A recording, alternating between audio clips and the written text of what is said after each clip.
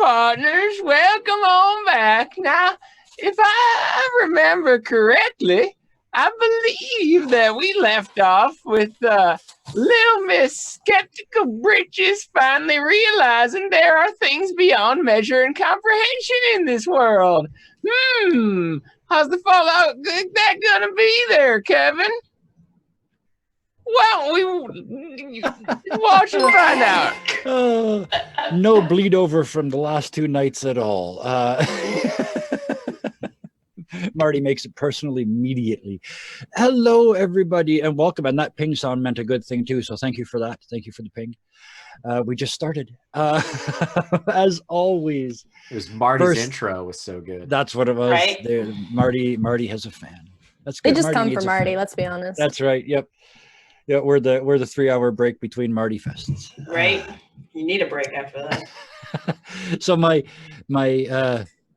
pre and post Marty people, I've got with me this week my regular cadre of storytellers. Let's just roll across the top and start with Ryan playing Baptiste, Hannah playing Miss Ellie, and Sam playing Lucius.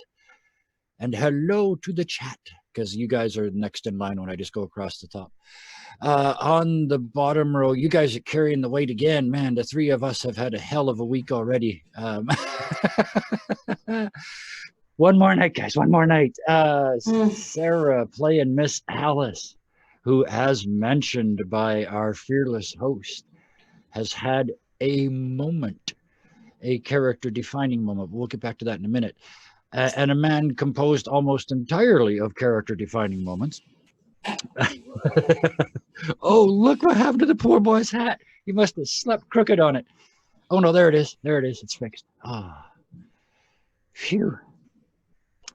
Jett, played by our very own Sky. Why don't you all take your 3 chips? Yeah. Because you guys need to be more powerful. Do this thing. Well, I explained to the fine folks what they missed last week. Last week, well, let's start with the headliner. They always say lead with the big story. They fought a Wendigo, an actual force of nature, a Wendigo, a fierce and hideous beast, more than a match for any group of adventurers, and it lasted 9.5 seconds. Because the Wendigo blowed up from something Jett did that he just learned to do. And to figure out exactly what that was, you're going to have to go and watch last week. To make sense of that, you're going to have to watch the week before that. So just go back and watch the whole thing. Also last week, when you returned to town from this Wendigo killing, everything was very normal. People were just walking around like nothing happened. You, Alice had a moment of self-discovery, an attack of shame, perhaps. Ouch. At something she did a long time ago without her own knowledge, but that she very definitely did. Ellie solved a murder. And now may or may not have lost her recently discovered hate. I have to be very careful with this because we haven't done anything with this yet since you got back from finding out what really happened. Lucius got mad at Jett for endangering the party. Fair enough. It was a silly thing to do. It worked, but it was silly in the extreme. It was rough. Speaking of, Jett learned how to walk through walls and people and spent an inordinate amount of time standing inside Lucius. It was awkward. And then, as if that were some foreshadowing, we're not judging, I'm stating facts. As if that were foreshadowing, he then stepped inside the supernatural Wendigo. I'm giving away the spoiler that I told people they had to go watch last week. He did a thing, and the thing happened, and you should go and watch last week. Let's just say he saved the day in a tremendously violent and spectacular fashion. After this, when you guys got back to town, just to put everybody in the right spots. Baptiste, Miss Alice, and Miss Ellie are off to the Paradise Dispatch to see Dan Comfort for a various number of reasons. Jett is, I believe, off to the sheriff's office. Oh, I got it wrong. Where are you off to? I'm off with Lucius to go. Oh, the two of you are heading to the graveyard. Okay. Pardon me. I should watch the replays too. The two of you are off to the graveyard because there are out there still 29 bodies not prepared, and tomorrow morning is the official day that it's got to start. Plus the three in the basement. So with that, let's go back down our rabbit hole to our very own Poison Paradise. And let's start with Jett and Lucius, because this is a pairing we don't see very often. On Lucius's cart, one assumes, the Undertaker's cart, heading through the late afternoon sun down the dark trail, where not long ago you had a gunfight with a series of undead zombie soldiers, towards the graveyard.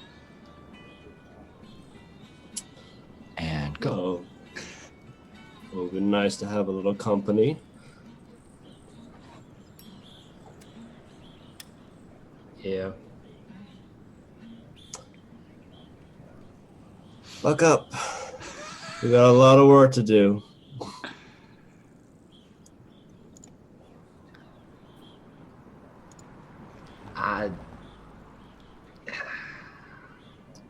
I'm not. I don't know if I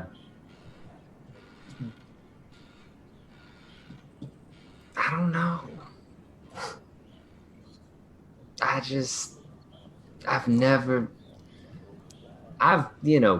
I've killed men before, not many, and I don't enjoy it, but I've never accidentally killed a man, and I've never almost gotten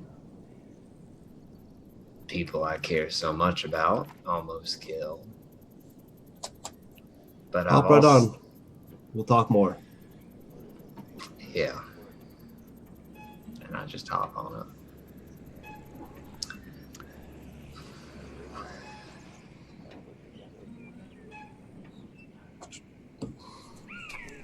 You're sitting on a death cart, the two of you, into the long shadows, towards a graveyard full of people who have been dead for 2 days. So you were saying? Silent ride for a while.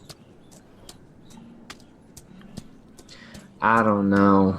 Something tells me that if I had not done what I had done, that would have been potentially a lot worse than it was, but I don't know. Well, you did what you thought was important, and now you're with the cleanup crew still. So, yeah. Jett, that first image, the one that you had right away that showed who would have been dead if you hadn't done what you did, that one felt very different. But right now, you've just got this endless chain of similar scenes playing out in your head, but different people are dying, different people are not dying, but this is just you. There's nothing inspirational causing this part of the experience.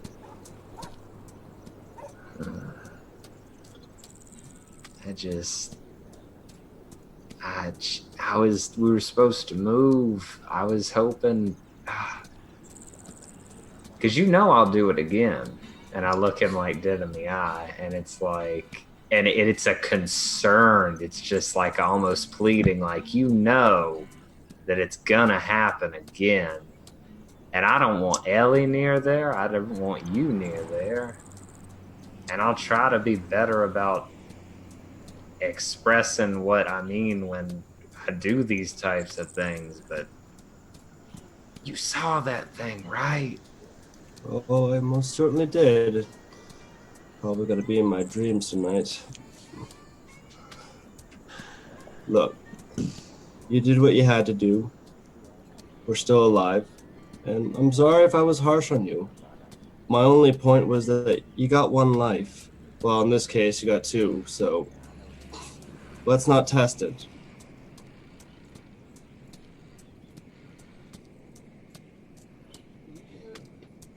Yeah. And the cart pulls up to the graveyard, I appreciate and you it. dismount. I think he's frozen. Nope.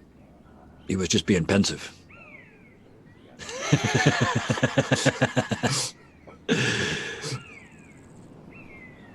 And, I mean, Lucius, you know your job. You got to get these people in these boxes. It's as simple as that. Come on. I'll show you what happens afterwards. Cleanup crew. Sure thing. And this may not help your state of mind, Jett. These people have it's 2 days. You have to put them in the right positions. It's hard physical work with bodies, with people. And unlike what you see and hear in fiction, their eyes don't close. It's not pretty. It's nasty. And Lucius is just cold, just like this is his job. He's just putting them in boxes.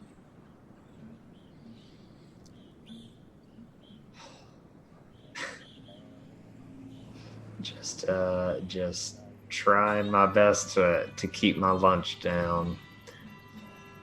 I'm trying to I'm just smirking a little bit here, just like, you're doing fine. Yeah, he's doing better than most, I imagine. I'm not going to make him roll because he's got good grit, and we don't need to see it in the snow. So let's cut away from that for a couple of minutes and go back into town. Walking down Main Street, we have probably fairly close to an equally uncomfortable group of people, given what has happened in the last sort of 6 to 8 hours since this morning. At least 2.5 of the 3 of you have had a major breakdown since dawn. So I think that's fair. So you guys are heading down the street to go see Dan. Anything you want to say to each other before you get there? I'm just keeping quiet, but I'm just kind of walking next to Alice, and I've kind of got my eye on her because I can tell that she's trying to keep herself composed, but I'm just waiting to make sure that she's not about to collapse or anything on us. Yeah, she probably has like makeup streaks that she's tried her best to clean, because I don't know, back then they probably didn't have waterproof mascara. Yeah, actually that's what she's just gonna look at Baptiste and just say, would you just give us 1 second? Yeah, and Baptiste just does the sort of gentlemanly thing where you walk 3 or 4 feet ahead, not I'm the man, but just sort of the helps clear the way for the ladies. Yep, and they're behind you, so you can't see what they're doing. Yeah, absolutely. I'm just gonna pull a handkerchief out of my pocket and just say, may I? And I'm just gonna clear her kind of smeared mascara so that she looks more together for her, and not gonna say anything. Just once I do that, just put it back in my pocket and just for her to keep going. She just nods. Like a thank you, and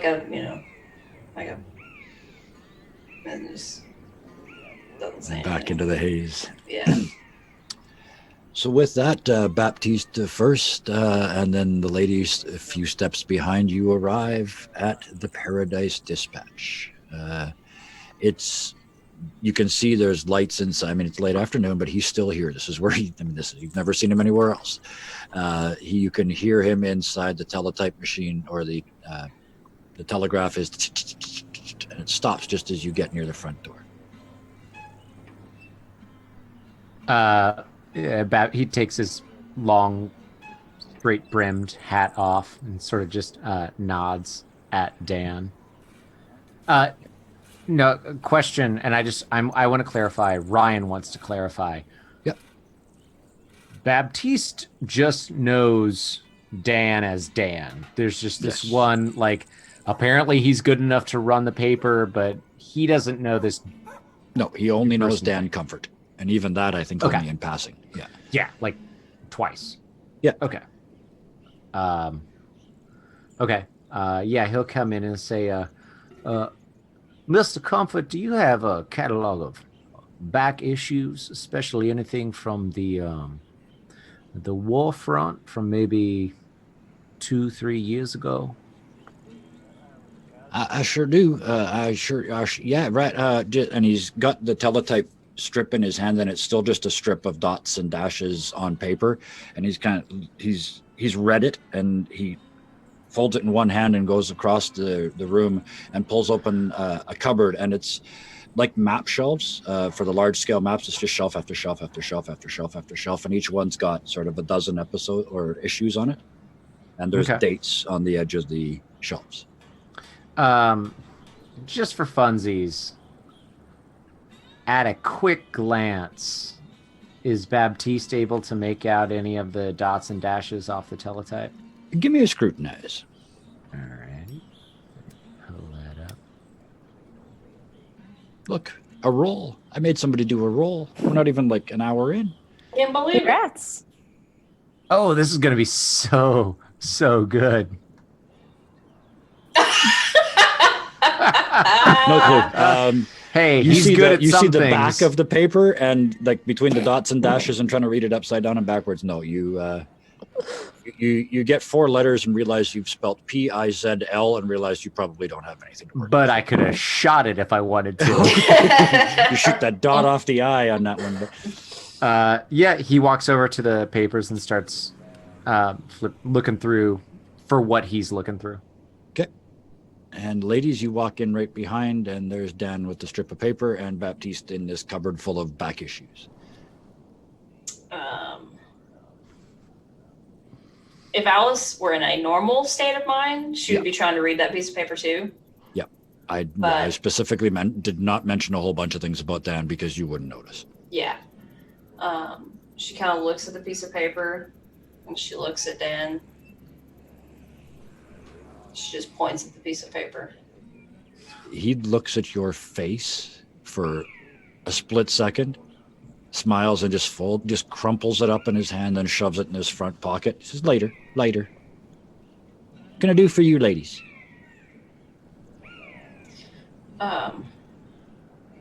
Have I received anything?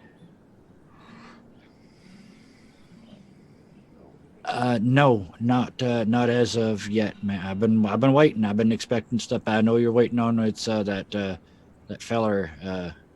Nothing, miss. Okay. Ellie, do you have any messages you need to send to anybody or?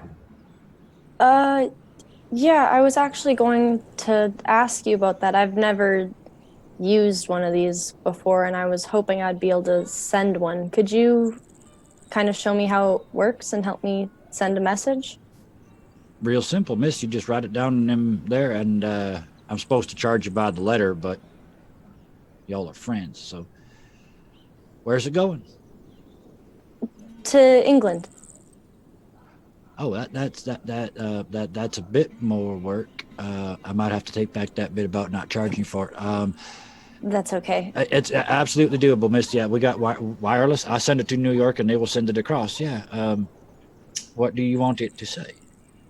I'm not exactly Miss Alice, so I can't send him too much, I guess. I just want to say that it's Ellie, and I know where you are, and I hope to be able to come see you soon. And he kind of grins and And pushes Alice. the. Oh no, I was just gonna say Alice. Alice says, "Send all you want, dear." And she leans into Dan and she says, "Mr. Comfort, please do remember of who the girl is friends with." And he's already grinning, and he slides the pencil and the piece of paper across to you, Ellie, and says, write all you want, miss. I will get it to who you need it to get it to. You have an address? I guess, would I? No, Yeah. not really. Not really. Mental note: if I travel to the future, get the address. Yeah, I'm just gonna think. I'm not particularly sure. Maybe just would I be able to write it, and if I get any more information, I could send it? Absolutely, miss. Yeah, absolutely. Fill that out there for a second. You just give me a minute to think. Would Alice know if like a name would help, or like? While you're figuring that out, he looks back at Ellie and says, I got some friends. What's this person's name? And you got a general area? Yeah, it's kind of in somewhere in rural England.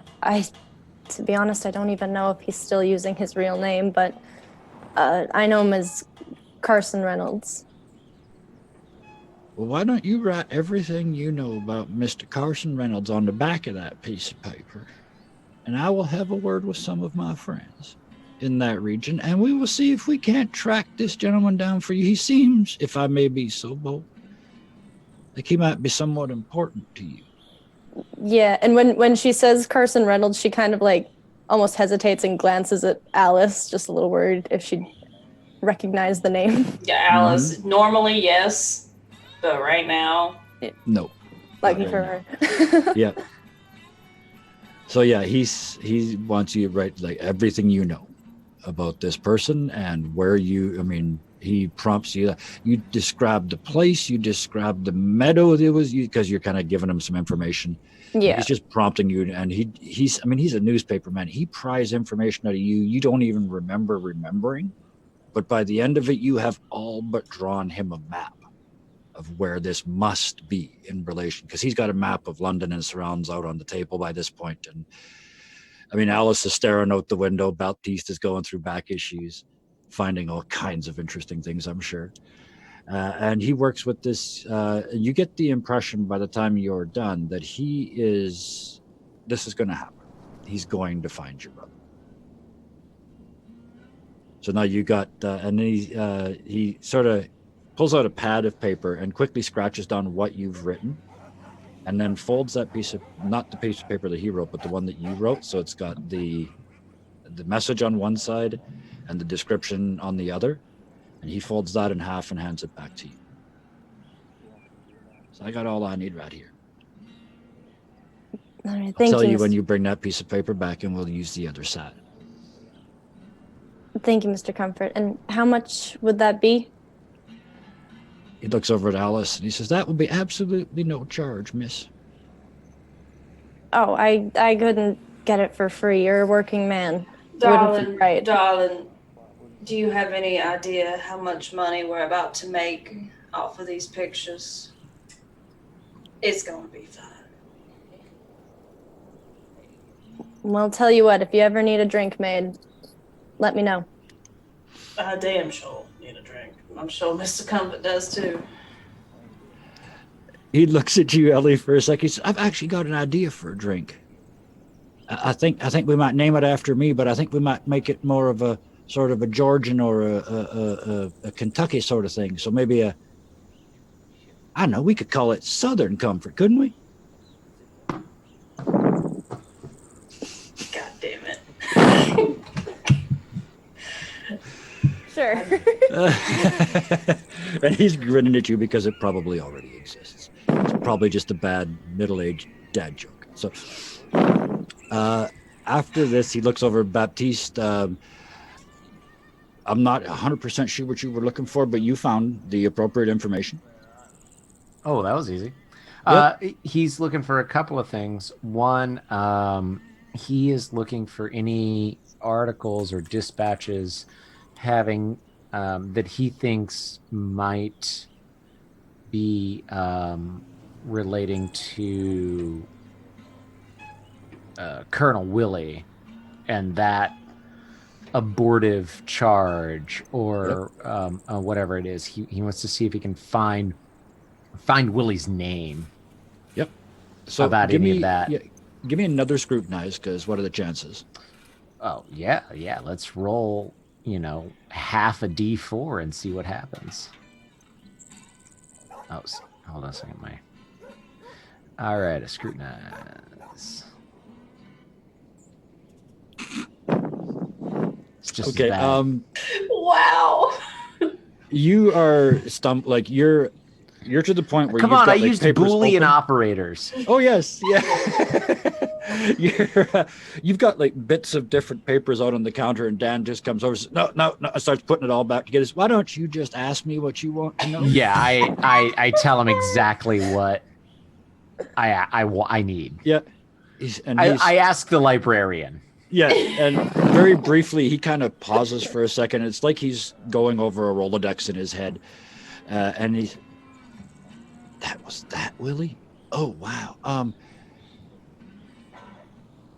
Depending on who you believe, either a colonel with 4 days more experience than he had ordered that charge, and he just followed orders, and a lot of them boys died, or.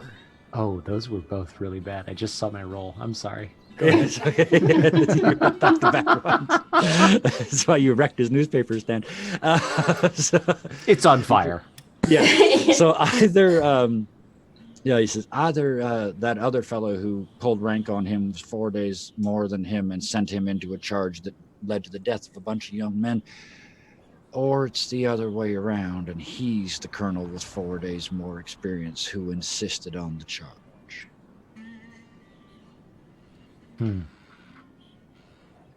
The problem is he looks rather guilty because he fled and has not been seen since.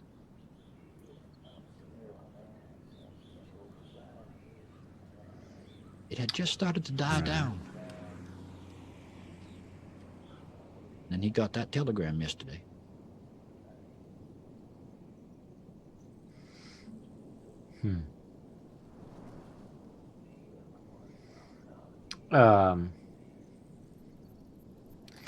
And he said, so if my memory is correct, if Ryan's memory is correct, Baptiste and Dan Comfort shared a quick moment at the train. Yes. Where Dan seemed to recognize him. So Baptiste takes a kind of points at the pin hanging in his pocket and points at it and says, "May I?" And he held the badge. Don't forget that. And he writes a nickname on a scrap of paper, and it says, "Do you have any articles pertaining to this individual?" And shows him the name. And then crumples it up and puts it in his own pocket.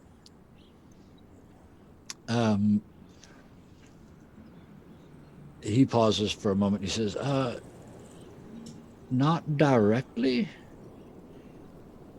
There are many stories associated with that name.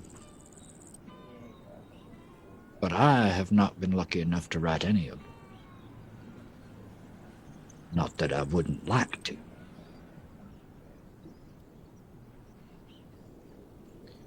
And he puts his hat back on and sort of stands up and he says, "Ladies, would you like for me to stick around as an escort, or shall we all meet back up at a later time?" I'm just gonna look at Alice because Ellie's just here for her anyway. So Alice says, "Ellie, you can do whatever you wish. I need to talk to Mr. Comfort for a moment." Of course. Well, Baptiste, why don't you escort me out then? He holds open the door. And just kind of walk past. Oh, I'll do it if nobody else will. Oh, that was a moment. They used to hate each other. Baptiste shoots Ellie in the back. Yes. Ellie gives him the finger. She passes. Right? Like, What are your Alright. last words? Retconning this now. Miss Alice. The door clicks shut behind the two of them, and his head turns and thump. The man behind the mask. Oh wait, Mr. Comfort Eye. Wait a minute.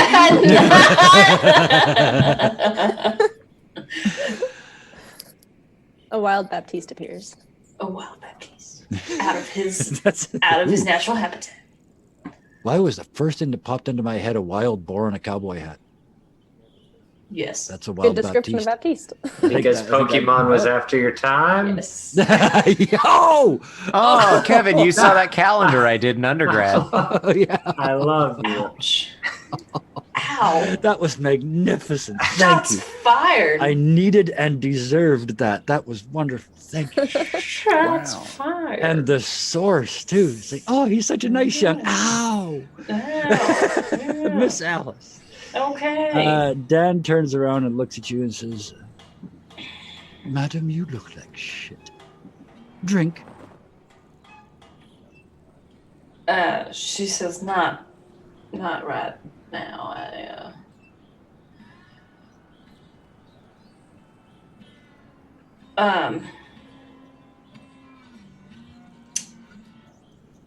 I need to find Chessie.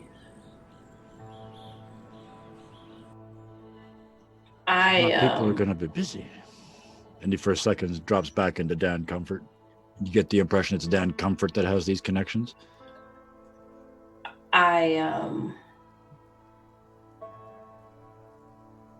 Well, I need to find him.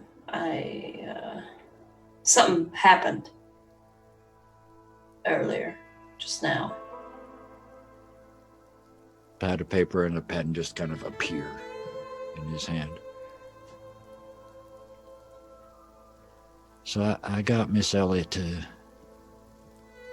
I got Miss Ellie to write it down. I want you to tell me. Tell me what Chessie is.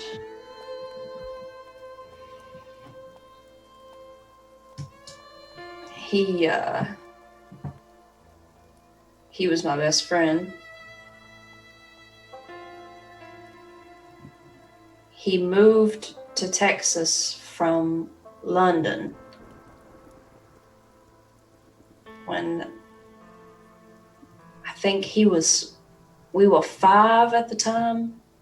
We moved into the house right next door, as relative as next door is. Hate to cut in, but I think No, we have Twitch a is feed down. problem. Give me 1 second. Oh, God Yep. damn it.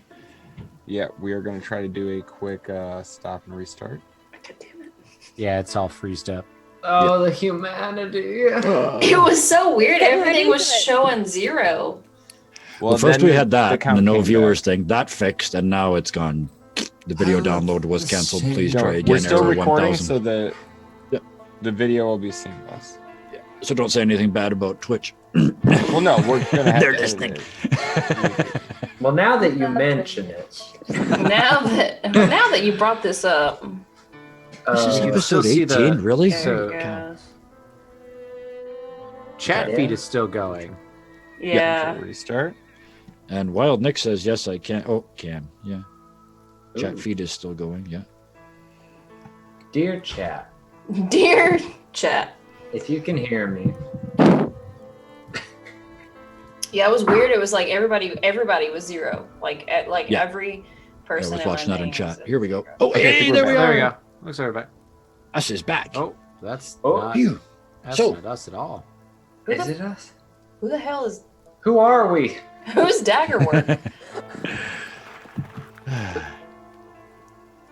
There we go. I've got us back up on Twitch. Who the heck is Baptiste? Well, he was We're always. It was back always. What in the under- wide, All wide right. world of Daggerwork is one of sports? our fans. Don't be rude about it. Absolutely, yes. Working on getting things Thank back you, up. in Daggerwork, fact. for Thank you. keeping the chat under control while we got it back. And we're back. We're back. Okay. All right. Wow. As if nothing had happened, Ah. as if time and space had not warped themselves around a delusion. Miss Alice, Okay, I gotta get. I'm like. back in this scene. Let me drop you the line again. He looks at you and he says, I asked Miss Ellie to write it down. I want you to tell me who is Jesse. He was my best friend. He moved to Texas when he was 5. When we were 5. Next in the house next door, as relative as next door is in the South. Moved from London. His mother only went by one name, and that was the Duchess. That was all he called her. That was all anybody called her. He had a lot of trouble making friends in England. That's why they moved, because he was struggling to make friends and get along in school. And there was some doctor over here that they thought could help and might be able to work with him. I'm sorry, he was causing trouble. You said he was only 5. How much trouble can a 5-year-old cause? Apparently, he was just constantly disruptive, wouldn't listen. He was always like, whenever he was in school, there was always just some trouble around him. But he was never the one that caused it. It's like he was always able to make it look like somebody else was causing trouble. Miss Alice, I hope you don't mind me saying this, but you are dancing like a person trying not to fall down a well. Well, he moved here. He tried to convince me early on in our friendship, little 5-year-olds, saying that magic was real. That's what he talked about all the time. Well, we know better. See, he talked about powers, and he was always doing card tricks and trying to tell me that magic was real and that it wasn't sleight of hand, that it was magic. And so I think that was what all those school problems was. It was him saying that he was slinging magic around. And I eventually, when I was old enough and went to school, I eventually pushed him away because I got tired of listening to the nonsense, or what I thought was nonsense. Dan,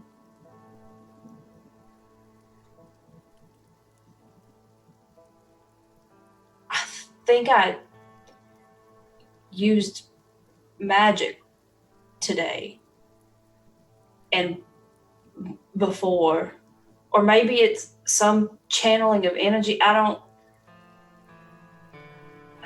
don't know, but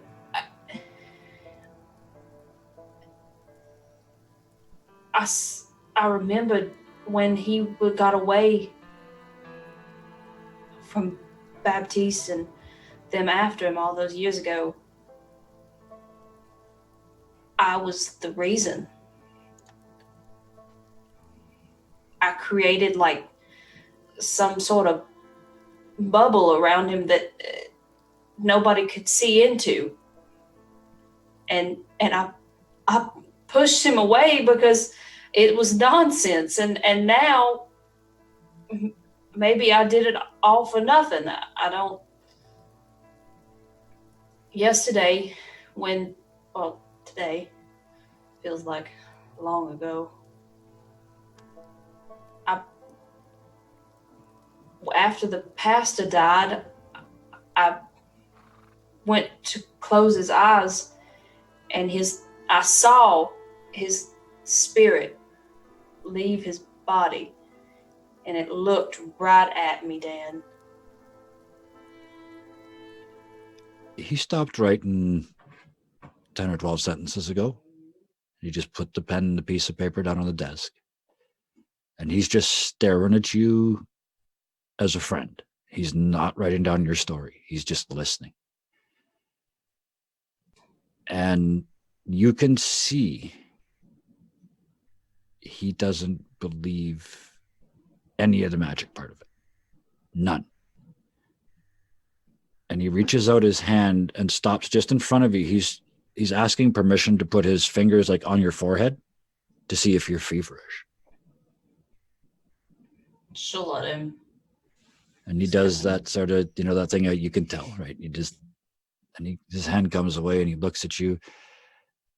He says, she's pardon like, my closeness, madam. And he leans in. He's this far away from you, and he is staring into your soul. This is other Dan. And he backs away. You believe that? You believe every word of that? Well, yeah, what the hell do you take me for? I don't. I know that it sounds crazy. I've been saying it was crazy my whole life. How do you prove this? How do you show me? How do you show you? What can you do? I don't know. I've always been. I just thought it was. And she pulls back her hair, and her ears are just slightly pointed. But there's a scar where a normal ear would be. And she says, when I was young, Mama and Papa, they thought something was wrong, and so they had surgery done to correct it. But it just grew back. And so there's a scar where a normal, like a human's ear is. Yeah. And then there's a slight tip. Yeah. He stumbles back from you, like boom, boom, boom, boom, boom. And for a second, what? Oh my God. And then he turns and reaches into a drawer in another desk. It's in the back of the room, and he starts digging through it. And he says, where is it? When Charlie got here, I didn't know what a puka was. I got the book. And he pulls out this big leather-bound book with kind of brass fittings around the edges and this big, clear, stain of where you put down a beer mug on leather and it leaves that mark. There's a big one of those on the cover, obscuring half the words. Doesn't matter. You can't read it anyway, unless you can read ancient Gaelic. And he flips it open and starts flipping through, and he stops. He looks up at you. He looks down at it. He looks up at you, and he just picks the book up and turns it around. And there's a picture that might as well be a life drawing of you. Except it's, for the standards of today, the young lady in the picture is very nearly naked. She's wearing a very tight leotard sort of thing with little bits and pieces here and there to break up the obvious shape, but practically, compared to what you're wearing, she's got nothing on. But the ears are pointed, the fiery red hair. The only thing that's different is the eyes. They're bigger, deeper, more lustrous. One other thing is different. The woman in the picture is grinning like she owns the world.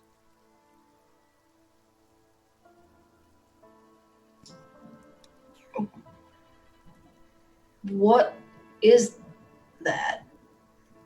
And he flips the book closed, and on the cover, through that beer stain, you can see that there's a subtitle in English, and it says Fae and the Little People.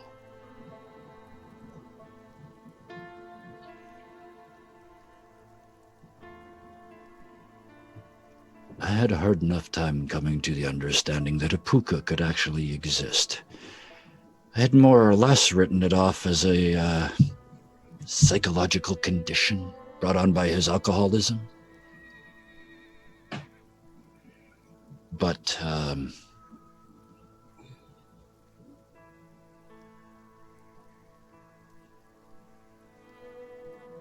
And she reaches up and she puts her hair back, pulls it back to where it covers her ear again. And she says,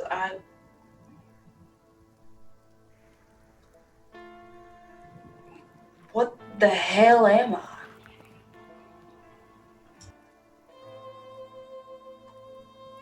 the need, you need an answer. You need an answer, and maybe he has one, and you reach out without even knowing how this works, and you latch onto his mind, and you start going through it like a librarian, looking for answers.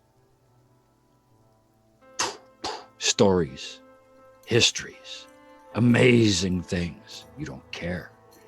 That one had Baptiste on it. Don't care. Digging, looking, searching. He doesn't know. And then you realize what you've done and where you are. You are in the middle of this man's mind. You can see his thoughts. You can feel his terror and his trust. He's not trying to force you out. He's waiting. Like somebody with a very cold hand up the back of their jacket. He's waiting for you to be done.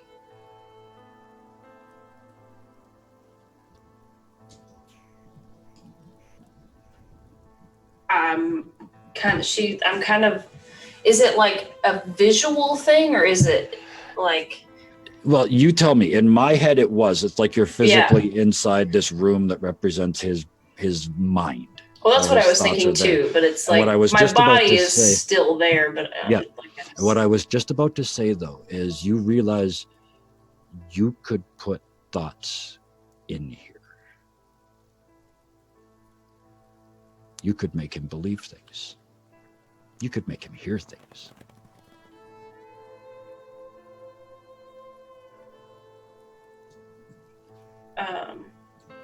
Alice, she's gonna try something, and I'm just gonna close my eyes and she just imagines the smell of the cherry pie that her mother used to make. And she visualizes it and feels the warmth of it in her hands and the steam lines going off of it when it was sitting in the window cooling. And all of that is sitting there. That's all you. That's just you and your memories of this pie. And just underneath that, there's another layer.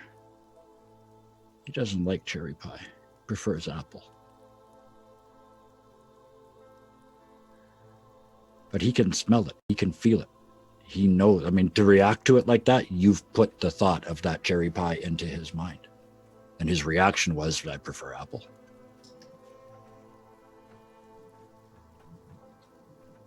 And then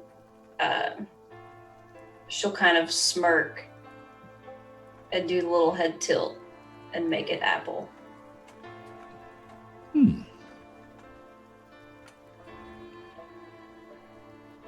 And out loud, he says, you kind of hear it. It's almost like an echo because you're in his head, but you're also hearing outside his head because physical you is still standing in front of him. Yeah. And he says, you almost done. It's rather invasive. And do I know how to leave? Like, What do you do to try and leave? I mean, I envisioned a pie, so I guess just envision myself back in the chair or the office. So you start to force yourself to smell the office and feel the chair up against your butt, and you know all those things that you do to bring yourself back to the here and now, to the present. And it works. Eventually there's kind of a snap, and just as you sort of snap out of his mind, the last thing you see over in one corner of this kind of weird room is this little series. There's about wasn't breakable. There's about 5 or 6 little chests against the wall, and they're all locked. They're under a shelf. And then you're out of his head, back in Paradise Dispatch. And I imagine it's one of those... He goes,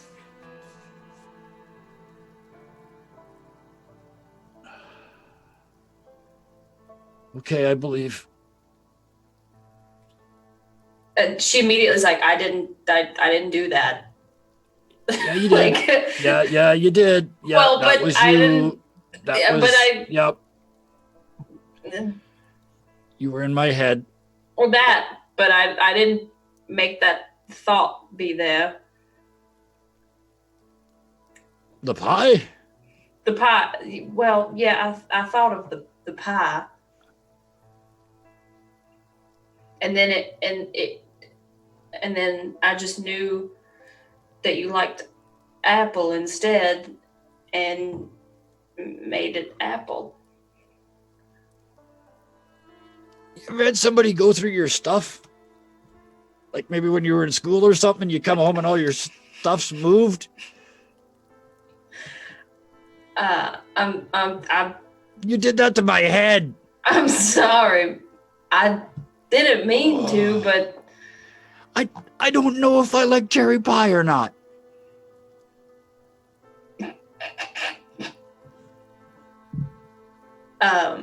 Miss Alice, what the fuck are you? I'm sorry. I'm so sorry, man. You are a lot to take in. She says, you know, I've been told that my whole life, but not for this reason yet. Desperately trying to change the subject. 2 things. One, and he pulls this strip of paper out of his pocket, the telegraph. Mm-hmm. And he says, I'll write that down in a second. And he puts it on the table, and you see his hand is shaking. And he says, second,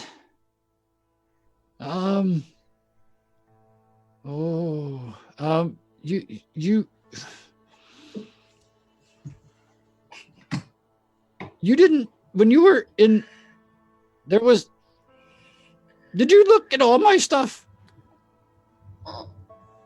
I couldn't. In my head?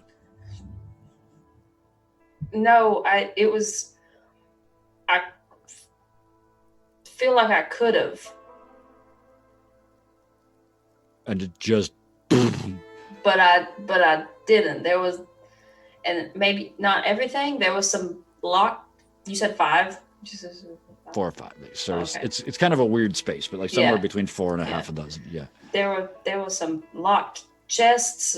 There was something about Baptiste that I'm gonna look into that later, maybe. But it was. Okay. Yeah. And I don't know how I did it. I don't know. I can't control whatever this is that's happening to me. Okay. One more thing, and this might be a little more helpful. I don't think you need my help to find your friend Jessie. still need your help to send a telegram when I find him. Well, I don't. Really I don't think you do. do. And you think back on it, and you see there doesn't seem to be a range. I mean, you've only ever done it once, but there wasn't any effort getting from your head to his head. Like there was an effort getting into his head, but there was no sort of travel involved, if that makes any sense. So you get maybe, you don't know, but he's certainly suggesting that if you concentrated hard enough, you could find him yourself.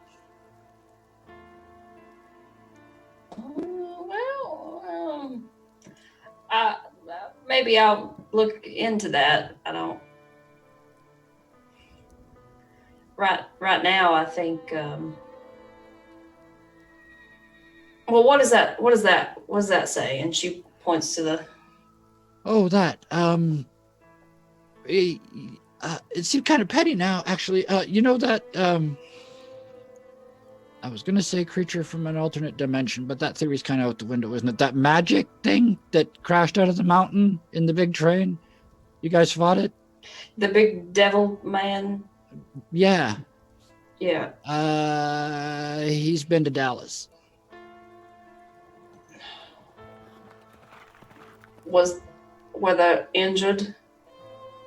He was 3 stories tall by the time he got there. And there are injured, Miss Alice. There are also many dead. 30 or 40 at least.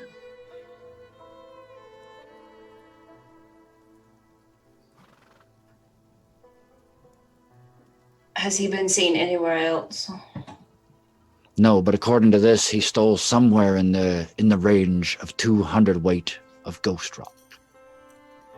200 pounds of ghost rock. When we fought him, we couldn't. We were hurting him, and he seemed so confused by that. Well, that makes sense. It says here that nothing they did even scratched him. They said everything just bounced off. What in the hell is he trying to do?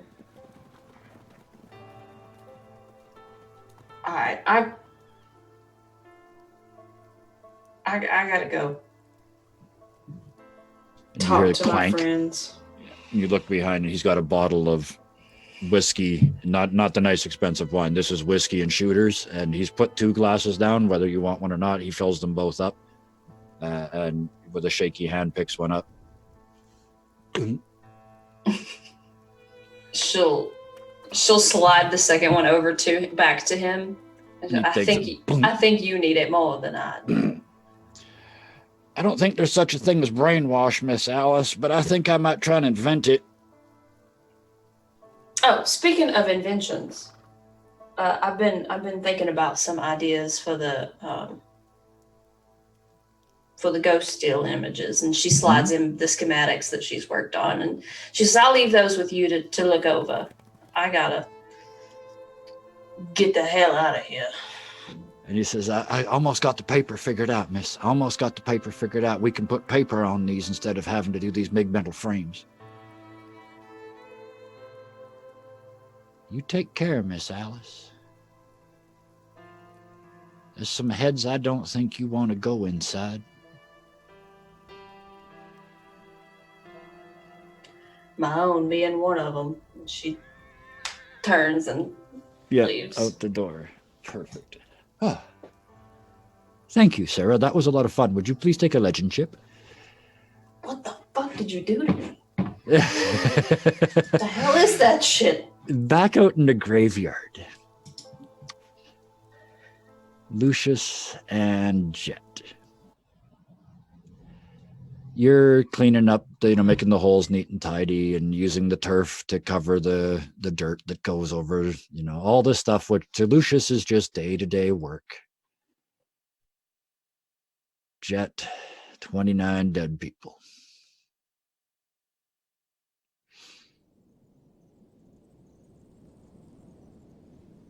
And the day continues on in silence, apparently. I look over to Jett. What do I see? Like what What do I see from you, Jett? I'm just essentially, it's very, whatever you told me to do, I'm doing it. And that's the long and the short of it. It is very, you put their arms like this, you do that. And like occasionally there's a moment where I just kind of space out for a second, but only for a minute. And then I just go right back to what I'm doing. It's very methodical. There's not a lot of, there's no chit chat. Yep, fair enough. So, did you see the game last week? So, I once visit the grave of Ludwig van Beethoven, actually. You see, and as I was passing by there, I heard this music. I asked the underkeeper, "Where's this music coming from?" "Oh, it's just Beethoven. He's decomposing." Huh? Little Undertaker joke? To lighten his spirits? Nope. Apparently you said it in Latin. I'm trying to think. I think Jett would get it barely, Oh, yeah. but it would also just be just like, yeah.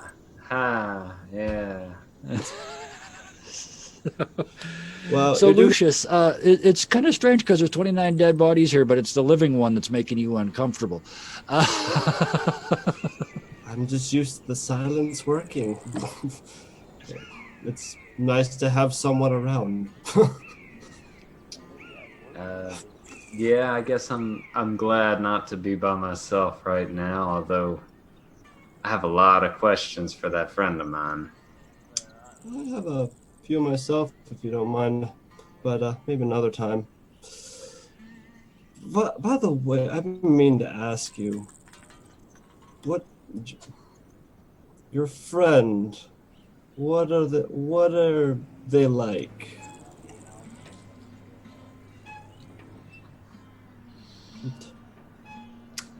You know how sometimes you see it a lot in kids.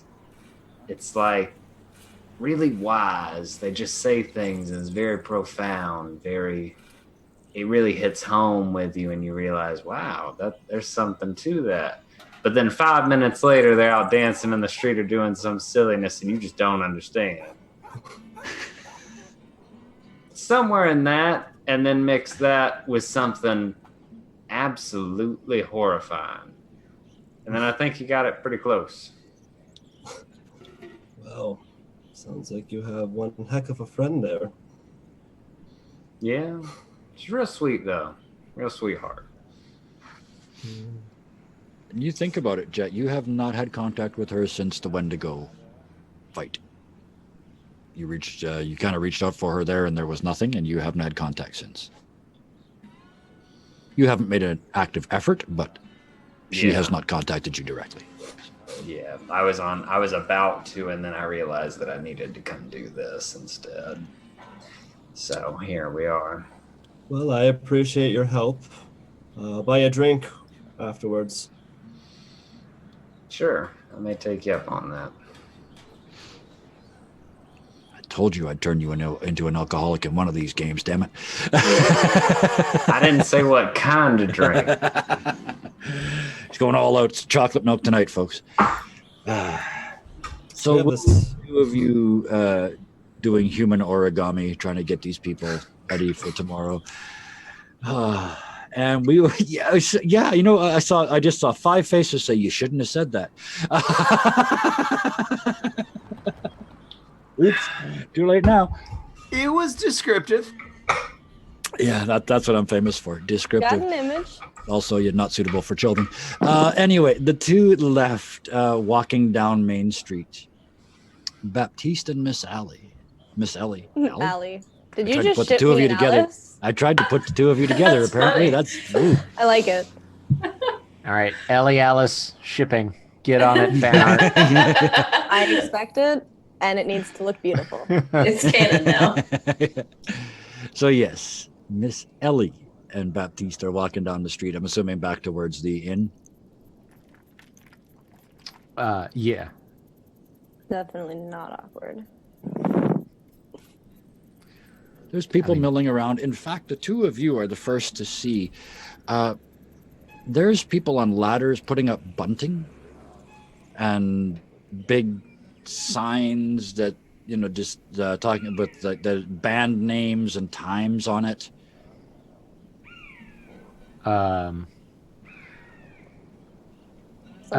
Something terrible happening in this town? So first of all, Baptiste will he'll offer the crook of his arm to see if Ellie feels like walking in that way. She'll just kind of politely, not rude, but kind of just shake her head. And he shrugs and just walks next to her. But he'll point at the bunting and ask, is there a local, I don't know, celebration coming up? He tries to think of what day it is. Like, is there a national holiday? Is it 4th of July or Arbor Day or something? It's actually because of we actually have a date because of an event several weeks ago. Go watch the replays, everybody who's in chat. It would be around the last week of June right now. So, is there any? It was June 23rd, not that long ago. There any local people just milling around? Oh yeah, like I said, they're the ones putting up the bunting, and they're stringing, fixtures across the street that look like they're going to put candles in them. All right, I'm just going to ask one of them. Is there a celebration I haven't heard of? The summer festival. Yeah, it's time. It's every year. It's kind of weird with all what happened, but 118 this year. 118. Deaths? Yeah, bad one this year. You have a festival every summer to celebrate how many people died. Not so many how many. It's not like this year one because more people died than last year. It's just sort of well, really, it's like 12 hours where you're not allowed to talk about them at all. And it's just a big fun. We have singing and dancing and games and partying and I'm getting, sir. And he just drops it and heads on up the street. All right, good. But there are still people all around putting this up. Yeah. I don't like this town, Miss Ellie. Keep talking to the locals that way. They're not going to like you either. He sounded funny.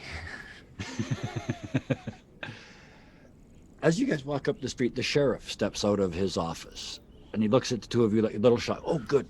And he comes over. He says, No.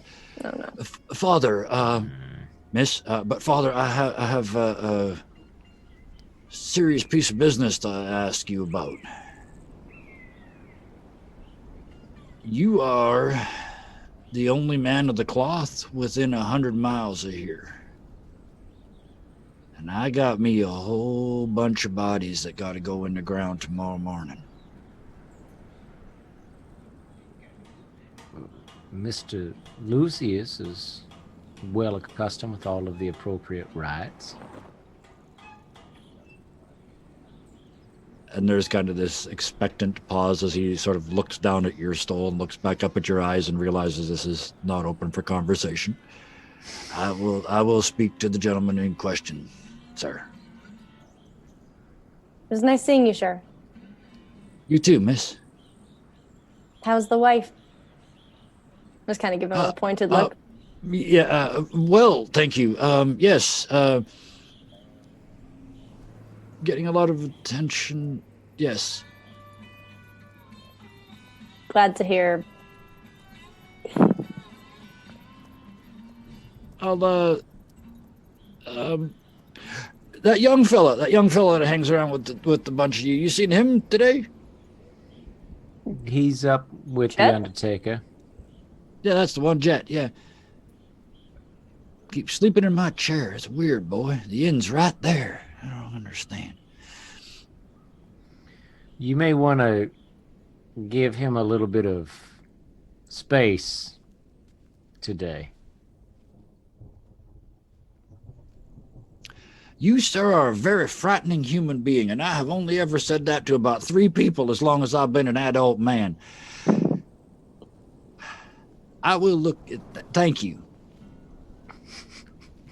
Doesn't respond. And he sort of wanders back into his office, leaving the two of you back in the street again. You know, I like him.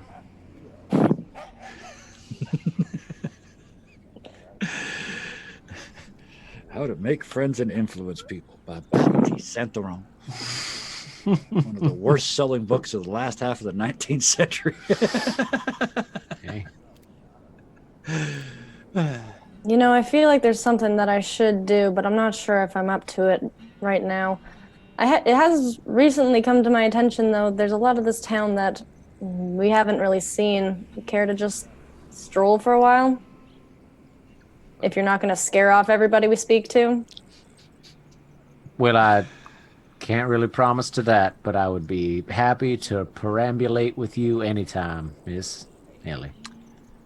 And she's just going to touch the necklace, which she's still wearing, and just kind of keeps walking.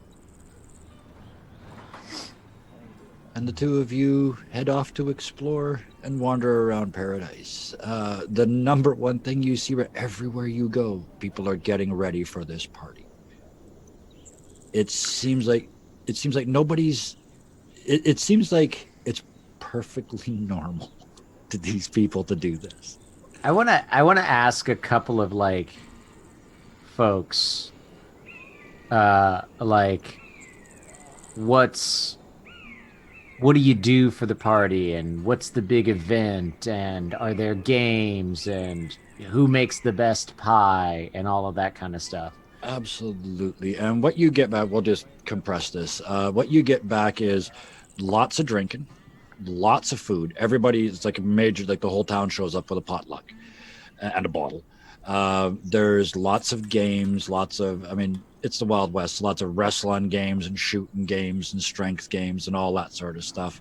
It's a real carnival atmosphere. There's bands that play. They're all locals, so the quality may not be up to snuff, but they will certainly be enthusiastic.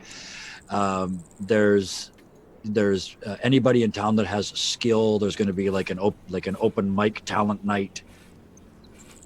Their only hard and fast rule is you are not allowed to mention the dead.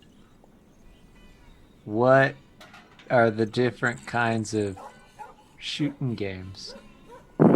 Oh, everything from shooting leather balloons on a wall to flipping coins in the air and trying to shoot holes through them. Whatever level you're happy at, there will be somebody here who will challenge you. When is this event? Starts tomorrow night. Starts? How long does it go for? All night. Well, after the break, if we hurry up and get to it.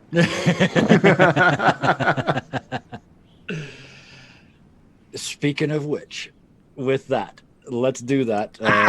Magnificent segue. You're right on time. You're absolutely spot on time. So, with that, we will leave them all split amongst their ways. Miss Alice standing in front of the Paradise Dispatch, staring into the sky, wondering what the hell she just became. Yeah. Lucius having a bit of a grin at a very uncomfortable cowboy putting bodies. He's doing his best. He's having a hard time with death, and he won't talk about it because he's a friggin' cowboy. Well, everyone's all friendly and existentially horrified. It really just warms my heart. I guess we'll see what happens when we get back. Stay tuned for the break. Watch these videos and shit. Fuck yeah, that's what we're saying. Hey, so this is good news. It looks like we're just going to have a nice, relaxing carnival fun time festival for the rest of this episode. Nothing bad's going to happen at all for the rest of the night. It's just going to be lots of fun. Right, Kevin? Strap in, Marty. Oh. I didn't like that. That is the DM equivalent of cause fear. Welcome back, everybody. Time for the second half. These are my people over here. Let's do them again. Just first names: Ryan and Hannah and Sam and Sarah and Sky and me. And here we go. So 20 minutes ago, Alice was standing in the middle of the street trying to find Alice because she's kind of broken and pieces are kind of everywhere. Sort of, I don't know, like 1,000 pieces shattering into time and space. Walking through town and seeing, meeting people for the first time in some cases. Miss Ellie and Baptiste are promenading about the town, watching the locals get ready for this carnival that starts tomorrow night. And out in the graveyard, all is dark. all is deep emotional pain. And Jett, you are, I'm assuming, feeling a bit of a sort of a sense of loss, of disconnect right now. Yeah. And you hear and feel in your brain just a of wings. Very comforting. Yeah. I immediately kind of looking around, and you see her. She comes out of the trees kind of behind Lucius, and just above the gravestones, just, and then she breaks, goes to stand as if she's going to land on top of a gravestone, and instead at that moment she switches into her human form, and there she is sitting on the gravestone with her legs crossed in front of her and her hands demurely crossed in her lap. This middle-aged woman dressed in beautiful hand-stitched leather. And she looks over at you, Lucius, and you can see her in all her human glory. Long black hair. And she looks at you and goes, "Oh, hi, killer," and then looks back at Jett. "So I need to have a word with you, young man." And her toe starts to tap on the ground in front of the grave. Sure. I have some questions myself. Yeah, I'm going first. You met my brother today. Nice looking young man. Leather pants. Frosty fella. Yes, that's him. That's the one. Yeah, uh-huh. And you took his glade away. Glade? Yep, that whole section, that whole area, that was his, and now it's not, and you did it. All I did was kill. Blow up his pet. That's all you did. That he just wanted you to leave. He just wanted you to not be there. That's all he's ever wanted. You could have asked. Now wait a minute. We went there following a fella who was hurt, and we tried to get him out, and the next thing we knew, we were attacked by something that if I asked it any question, I assume I wouldn't still be standing here. With all due respect, there's just there's like a moment of like, I know I'm being a little indignant, but like I also want to make sure you understand that I do respect you, but that was a weird situation. So you just went straight to violence. Yep. Typical. What would you recommend? You could have stopped him. He can't hurt you. You could have talked to him. Your brother? Not to the pet, of course. My brother. He was right there watching. I didn't see him. I was too worried about Yes, you did. He spoke to you. After? And there's a brief sort of flicker, like your story and his story are not matching. I heard a voice in my head in the middle of a fight when I was knocked senseless on the ground that sounded awfully familiar in the same way that you like to speak to me sometimes. But I did not talk to him mano-a-mano until after, when I was already on the ground picking up a friend. As she stands up and moves towards you, and like you walked into Lucius, she walks into you. And it's creepy because you're sharing space with somebody, but this somebody is not made out of the same stuff as you. Like, this is sharing space with, in another game would be called an ethereal being. There's parts inside of you that are no longer of this time and space. But that's not the worst part. The worst part is she is rifling through your brain like she owns it. Like a mother looking for drugs in her teenage son's room. She is just pulling shit and throwing it around. And you're thinking you might actually have to put parts of your memory back where they belong after. She might have actually screwed up your real memory timeline. But eventually she comes to a stop and steps back out of you. And Lucius, you just watched her step in and him go, and then her step back out. I was just about to intervene and said, hey, that's intrusive. And she just reaches over and flicks one finger at you, and you find yourself sitting on your ass on the ground.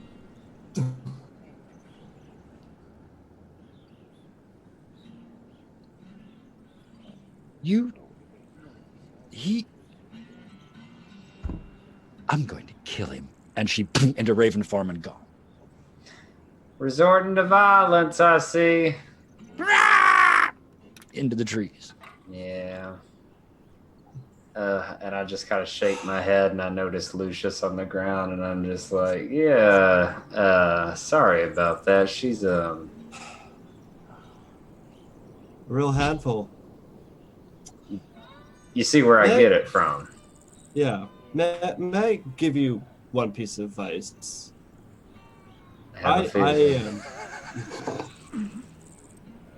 He just wears a sign that says hang advice here. I'd be very wary of otherworldly beings who offer you gifts like well, your powers. There's always a price. Yeah. I think that's the third person. Yeah. You only know 5 people. That's majority at this point. Yeah, I didn't exactly ask for this, mind you. This just kind of fell into my lap. And up until this point, she hasn't asked me to do anything that would go against my code anyway. And sometimes... Well, not yet. Well, we'll get there if that day comes. Well, if I were you, I'd run. Someone like that going into your head, that's very intrusive. It just starts out that way, you know? Thinking they could just poke through your head and through your stuff. You know? Do I feel pointed? Is this a pointed statement, or is he just saying this about something else? I can't answer that. Lucius? While you think about that, Jett, you see Raven has come back, and she's sitting in the closest tree, staring at the back of Lucius's head, waiting for him to answer. That's for you. Just be careful. I think I once saw something, I don't know, a long time ago. Just be careful. And in the background, Raven flies over to another branch. So we're from your point of view, you see Lucius. He's, you've been working with the dead, so I'm assuming you've got the hat off at the moment. Yeah. So you can see his head. And Raven lands on a branch in such a fashion that she's right behind it. And so when she turns around and drives her beak 3 times hard into the branch beside her, it looks for all the world like she's doing it into his head from your point of view. And it's like bang, bang, bang. Each time it pulls out a splinter of wood comes out with her beak as she pulls it back. And she looks at you again and flies off into the distance. You do not see any of that. It all happened behind you. I was just about to yell, and stay out of my head! Yeah. I asked permission, though. Exactly. Consent is everything, okay? That it is. That's what this scene ended up being about. Okay. And you guys Man, your patrons are weird. I mean, more. It's not a warlock. I told him I wasn't going to make him a warlock. I'm not going to make him a warlock. With that, though, the two of you finish up getting the last of these bodies. They're in the coffins. There's labels on the coffins, so the right people are going to go in the right places. Very simple wooden crosses are made with names on them because that's all you've got time to do. The holes are cleaned up and tidied. The turf is in such a way that it covers the dirt, so it's not real obvious. There's it looks like somebody in town has set out a sort of in one of the open areas. There's almost like a little altar that's been set up, and it's got just a simple wooden cross on the front of it. And so it looks like maybe somebody is planning on doing, whoever's planning on the ceremonies, that's where they're planning on doing. But you guys, the two of you, are basically done for the day, and it is very late in you missed dinner, but it's sort of 7:30 to 8 if in our time, and you turn around and head back into town. The other three, for purposes, Alice, yeah, you're a little bit down the road, so anything you wanted to do before you rejoin the other two? Because they're just like, Paradise isn't very big. What's left of it is even smaller, and they're just cruising in a small town in a car. Like there's only 4 blocks to go around, so you just keep going on the same 4 blocks over and over again. Yeah. Is there a freaking seamstress in this town? The mercantile store would be the place to go for that. Okay. There's a lady named Joanne. She sells fabrics. Right? Yes. No joke, though. That's my favorite fabric store in the entire world. Anyway, Alice. Now remember, Anastasia has offered you a full set of leather ensemble. Yeah, it is sort of adventuring gear, but the offer is there. I mean, when winter comes around, I'm gonna take her up on that. But for now, yeah, it's not even July. Yeah, right. And at this rate, it will be 2035 in the real world by the time it's winter. Yeah, for real. Fucking role playing shit.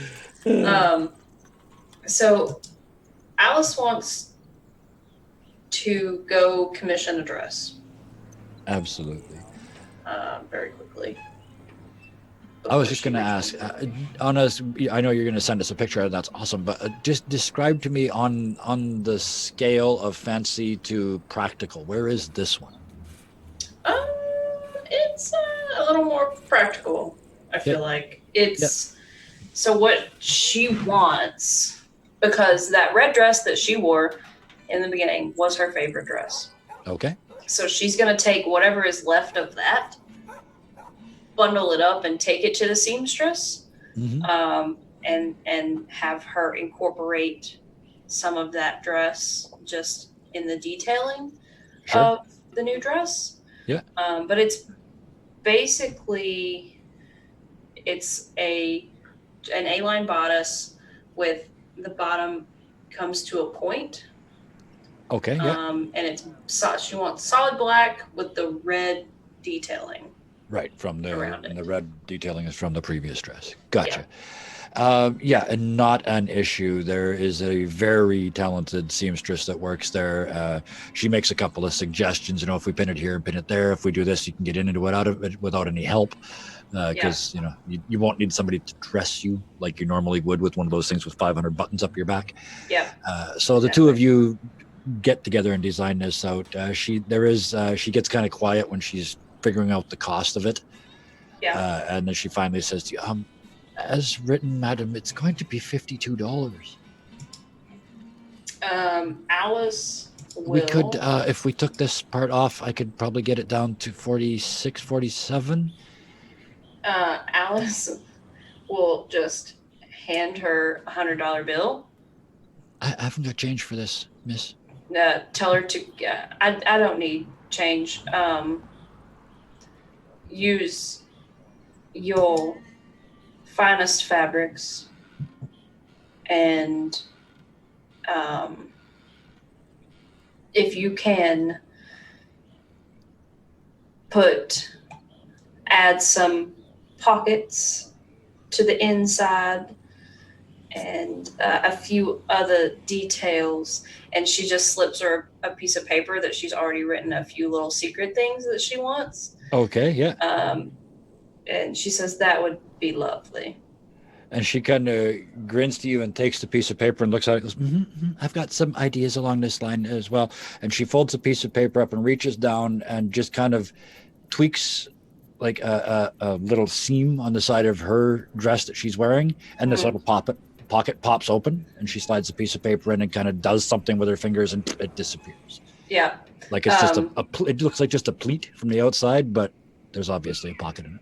And Alice holds up her bag and she says, and please, it just a small, nothing matches anymore. If you could just give me something small that would match. And she looks around the store with this, like, I'm not going to find it look on my face.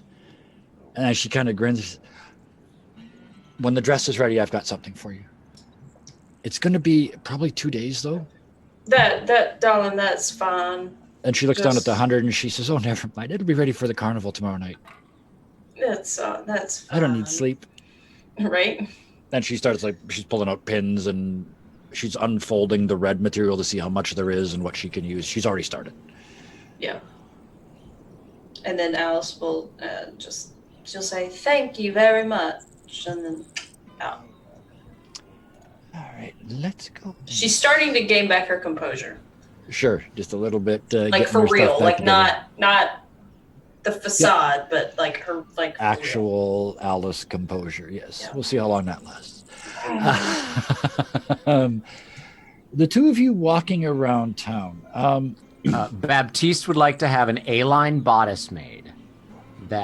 Yeah, with those tuberculotic ribs. Oh, that is décolletage. Yeah, that's what that is.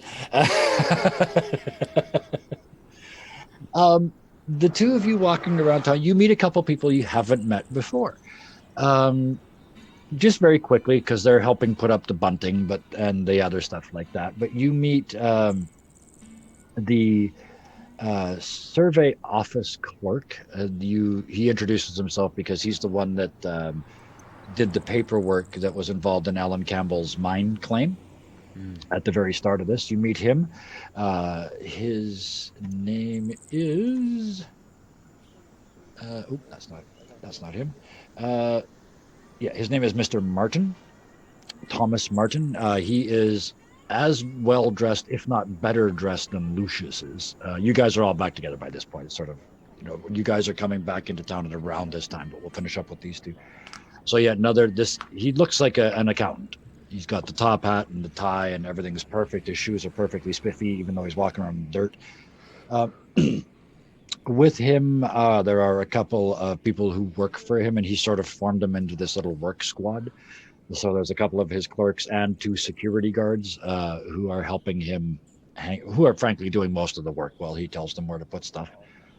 Other than that, you meet Geneviève, the blacksmith, her and the young lady from the livery, the horse lady.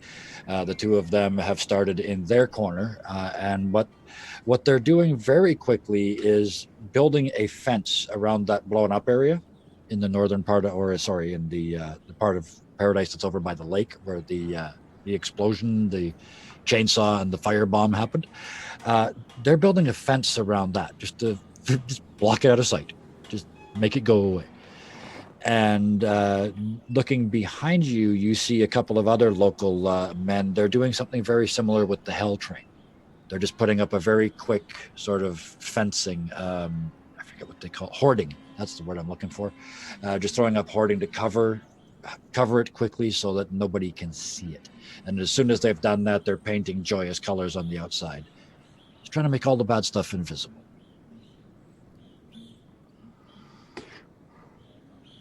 I keep glancing over at like the saloon and then just like kind of, but I'm not going there, but I keep glancing over it. I'm definitely, while we're walking, I'm very distracted. Yep. And it's from the distance. I mean, you got fairly close. You got to sort of within half a block when you came out of the Paradise Dispatch, and the outside is starting to look fairly. The walls are almost done. There's still no ceiling or roof on it, but the walls are almost done. It's hard to tell from here. You can't see in to see how much of the inside is finished. Are we all back together? These guys are coming back. So Alice is sort of just coming. The two of you have still got time, but what's happening as this is occurring is Alice is coming down the street from the Mercantile, and these two are coming into town from the cemetery. Okay. But you two have certainly still got some time. So Baptiste, and I guess if people want to be there or not, I'm not one to point fingers when it comes to the strange or bizarre, but are we all just not going to talk about the fact that Deputy Jett stepped into another human being, about 6 hours ago? That's what I said when it first happened. And trust me, it hasn't left my mind. But amazingly, a man stepping into another man and just being in the same place isn't the weirdest thing I've seen today, which is truly a sad statement about this town. I don't know what to think about a lot of things.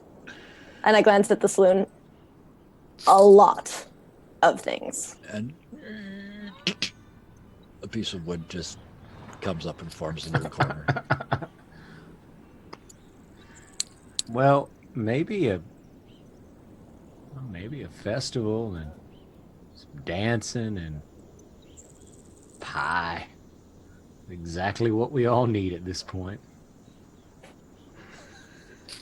My old village that I stayed in, my friend Taylor used to get so mad at me. Every time we had any sort of celebration, any patron who ever came into the bar and saw me, they always would ask if I could go to the dance with them. And Taylor wasn't the jealous type, but eventually she got so mad, she told all the boys that she was taking me to the dance. And it was the greatest night of my life, I will be honest, at least one of them. Though I'm not much of a dancer. But as much as it seems terrible for all those people who died, for all this town to just try to forget them, I get it. I wish I could put up a fence and just forget about so many things, including that badge of yours. There's a lot of things I wish I didn't have to think about.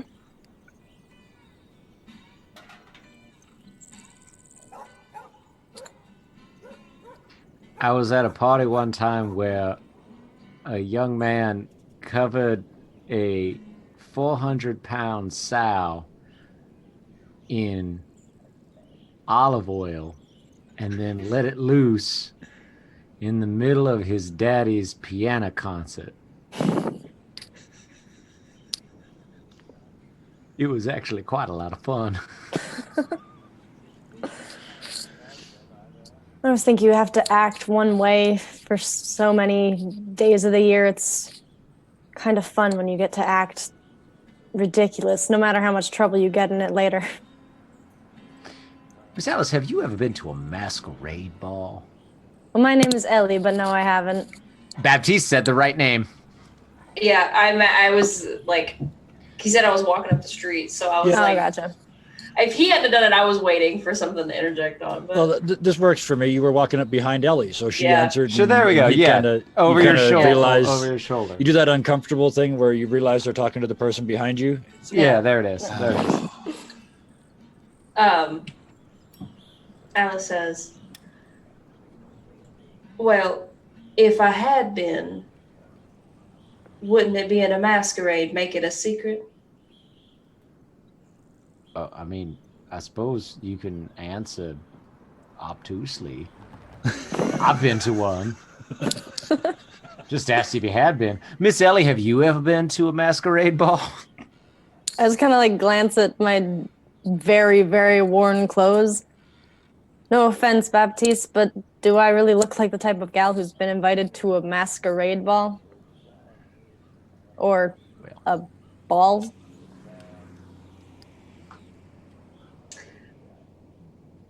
Well, They're fun because you get to pretend to be someone else for the evening. yes. They sound lovely.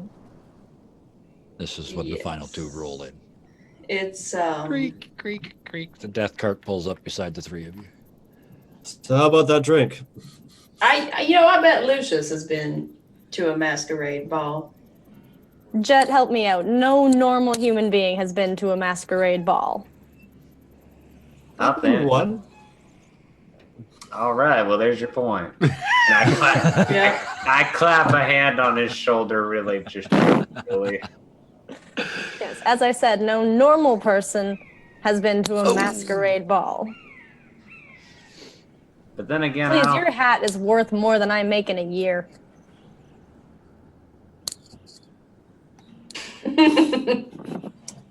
Alice just kind of like, to break up this kind of moment, she lets out like just a chuckle. She just and then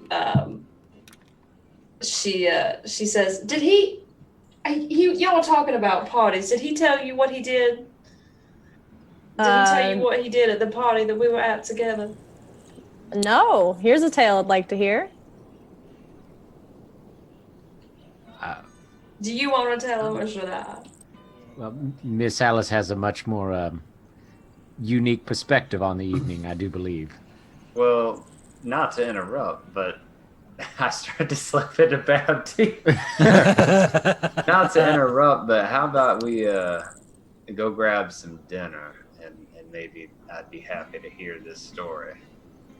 Yeah, I believe somebody mentioned churros. Oh. First round of drinks on me. Oh, wow. The Undertaker's buying drinks. Things must be bad. And with that, you guys make your way When into business is good for that guy. into saloon number 1, so named because it was the first saloon in Paradise. And drinks all around and food aplenty. There seems to be a lightening of spirit. You realize it's willful. Like people are forcing themselves to be happy, but it's a whole day yet before this carnival starts, but people are starting to feel almost like a regular place for a couple of hours this evening. When the bartender comes around to grab drinks, I just say, 2 glasses of milk, 1 for me and 1 for our cowboy over there. Oh, ain't he wholesome? 2% actually, but I don't want to split She comes hairs. back with a tray of liquor and this big cold glass of milk. Well, you handled yourself very well in the graveyard, Jett. I'm very impressed. Did Thanks. did the sheriff find his way out to you, Lucius, deputy? No, I didn't see the sheriff. Not today. Oh, he didn't, because he got lost on the way. And so he walks in now. You summoned him! Thank you. See, thank you, Mr. Player. I appreciate you bringing things up that I forgot. This is of the kind of devil. almost important. Yes, he comes in just as you guys are finishing up dinner, and they're cleaning away the plates and bringing the next round of drinks, the next large milk. Clean glass, of course. And the sheriff walks in and looks at you in particular, Jett, and says, I see you're having a good time here, but can you pull yourself together for a minute and have a word with me? Yes, sir. And he's grinning like he knows you're drinking milk, right? Outside, If you wouldn't mind. and I stand up, and I was just like, "I'll be right back." And I turn around and walk through the wall, and just go straight outside. Why do we talk about this? Recklessness. Come on, Jett. This is going to get old. Reckless. I'm not really fast. worried about the recklessness. It's just fucking weird. And he kind of process. Okay. No, they're there. They're there. And he just takes that one of way. the drinks off the table and first one in 12 years. Imagine that. And out the door. It was the milk. It was fine. He grabbed the It milk. was the milk. Yeah, he has. There you go. He has a big shot of your milk. Oh, that's 2%. Oh. It's easier than telling people, you know? So he comes outside, and you're standing outside the door. Took you outside long the enough. wall. He comes outside the door, squeaky, squeaky, squeaky, like a normal person. And he comes over to you and he says, I got I hope kind of a normal problem that I think you can help me with, because you guys aren't so locally invested. Go on. And he looks around to make sure nobody's listening. He says, local miner, a fella named Festus Cooter. He's originally from Alabama. He come up here. I know. You just leave it. He come up here to my office today with a complaint. He said he got a piece of paper that his friend read to him because he don't read. Says he sold his mining rights to a fella named Arizona Miners. I'm assuming that's a company, and Festus's friend don't read so good either. But Festus does declare and swear, and I believe him, that he never signed any such document. Come to you because we got a sort of a history of bad documents, you and me, and the rest of them. Right, but do you know this fellow personally? I not only know Festus for 20 years or so, he's been here since the beginning, along with me. I even pretty much know who did it. I did some investigating before when we had this Baphomet bullshit. And there was some paperwork involved in that. If you do remember, your friend Alan Campbell had the paperwork, and so did some other fella, and they were arguing over the possession of that mine. Well, Festus showed me the documents tonight, and they are suspiciously familiar and similar. The paper, the penmanship, and everything. And frankly, there's only one man in this town who's capable of it and stupid enough to try the same trick twice. And who would that be? That's our survey clerk, Mr. Martin. We were pretty sure he was part of that Baphomet bullshit that I mentioned earlier, but he managed, I think, to get away into the trees. I don't think they grabbed him like they grabbed most of the others. But the problem is, that man has done paperwork for everybody in this town for 4 or 5 years now. So he knows things about everybody, including me, that could make me or anybody else stop investigating him. But he doesn't know anything about you folks. You just got here. So it's not, I have to say, Deputy, it is not strictly legal what I'm asking you to do. I would like you to break into a man's house and find evidence that he committed a crime. And I got to ask you to do it in such a fashion that I don't have to arrest you in the process.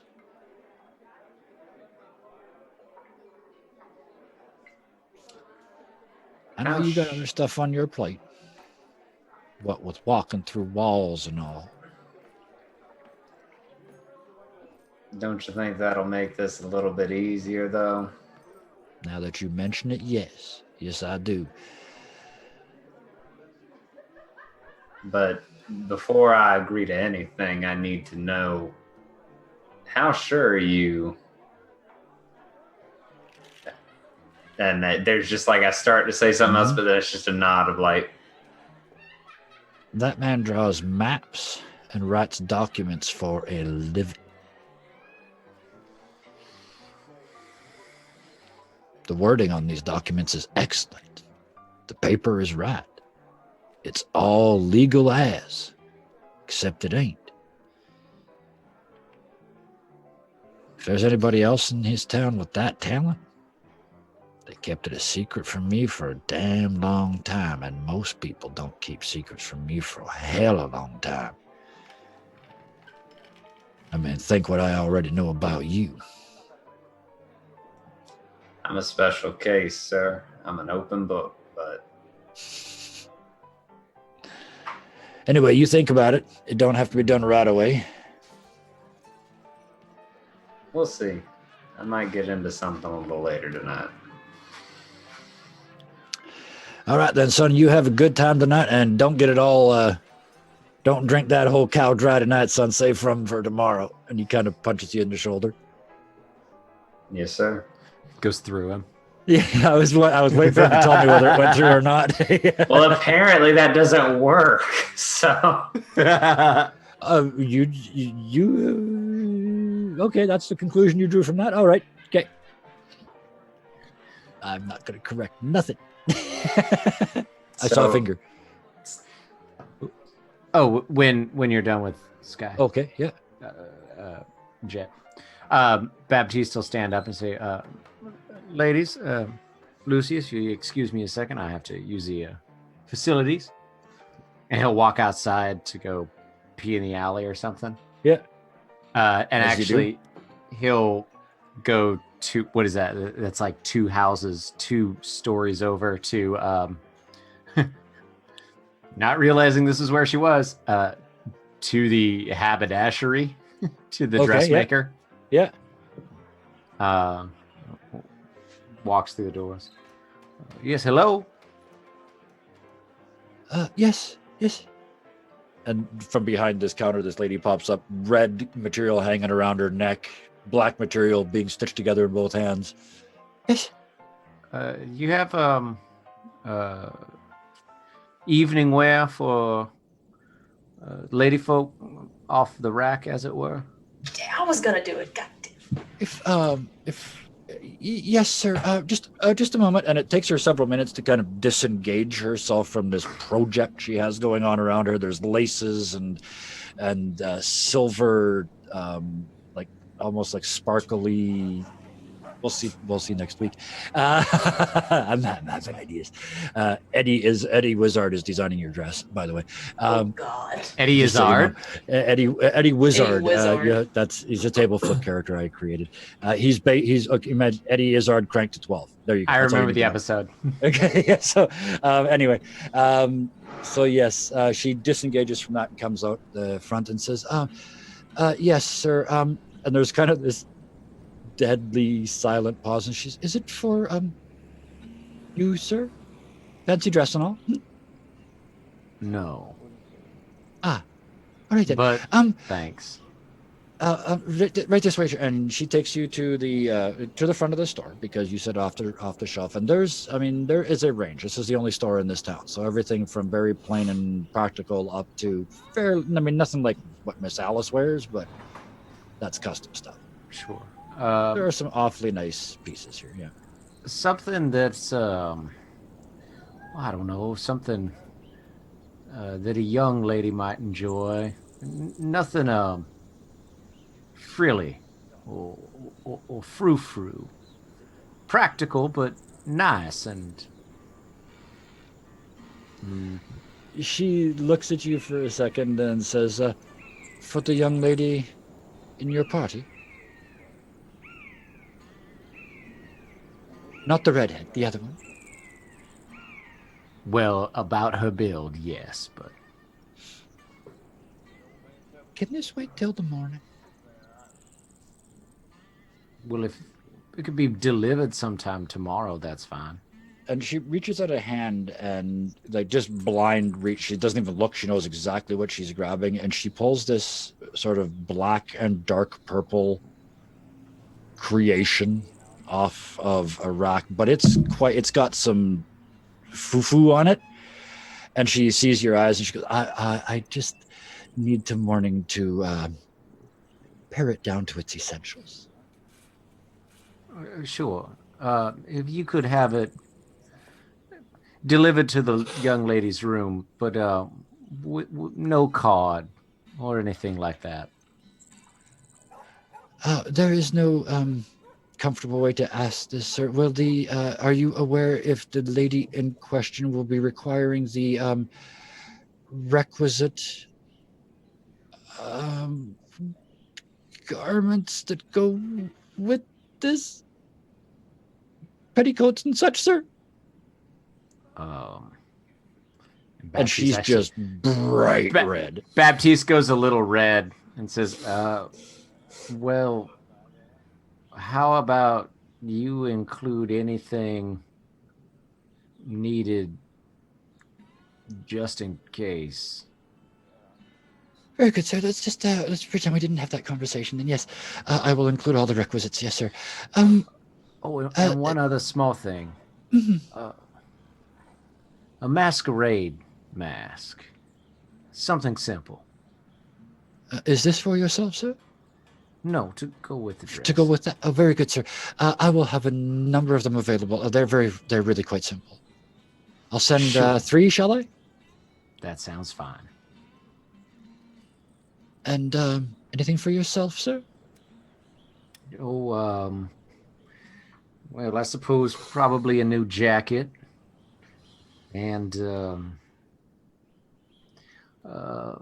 a fresh one of those New York frilly style shirts for a man a bit well about my scrawniness, but perhaps a bit shorter, and a nice leather vest for the young man that's stockier than myself. And she's just writing on her palm with a pen. She's making notes, and she's yes, absolutely. Thank you, sir. Did the other young lady send you? Alice, I believe it is. She was here earlier. I didn't realize she'd been in. I thought you were together. What is it that she came in for? Oh, sir. And she just swooshes to the back and starts talking about hemlines and chemises and... tell you what, with all of that, how about a pair of... a parasol. Well, let's throw in a parasol. Very good, sir. Yes, absolutely, sir. Paid for. However much, you can place it on my tab at the saloon. But again, please, all delivered anonymously. Absolutely, sir. And she looks around and she gives you a very obvious and leans back. Very good, sir. Tomorrow morning, sir. And now she's got this sort of purple and black dress draped over here, and there's all this red material everywhere. And yeah, she is... This poor girl's not going to sleep. Buried back into this work for the night. So yes, that's a vest. Yeah, and so Baptiste will walk back in like mid-buttoning his trousers up, just sort of a little like... And he's been gone for a minute, so that old man thing where you come out of the bathroom before you finish buttoning up. Yeah, Baptiste fell down the well. Yeah, he sits back at the table and sort of like sighs a little and just kind of leans over to Lucius a little too loudly and says, "Fiber."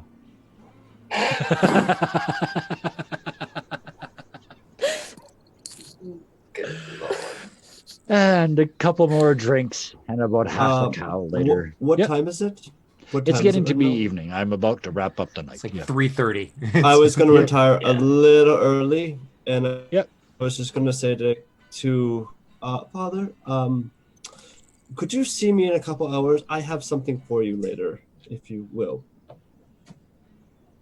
Cool. The room upstairs? Yeah, my room upstairs, yeah. I have something for you. Just...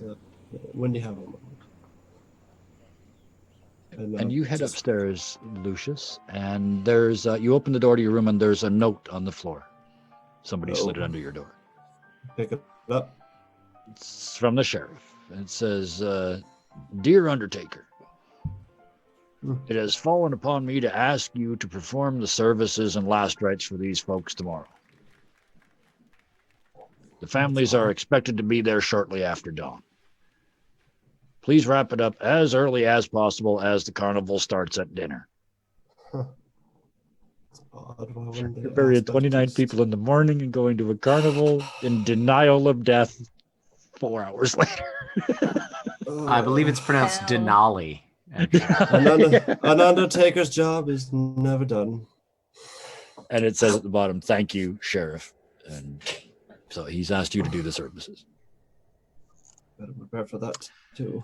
So that's you in for the evening. Anything anybody else wants to do, or anything they'd like to say before they go to bed tonight? Alice, now that she's kind of like, Yep. Couple drinks. Stiffened. she when Baptiste comes back and offer, Lucius leaves, she says, "Oh," and she looks at Baptiste and she says, "What was it?" Oh, well, there's been an awful lot of chipped beef the last few days. Not quite as much.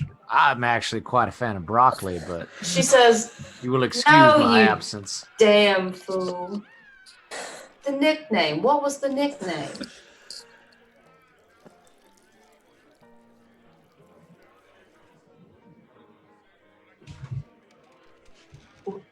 I'm sorry, I didn't hear you.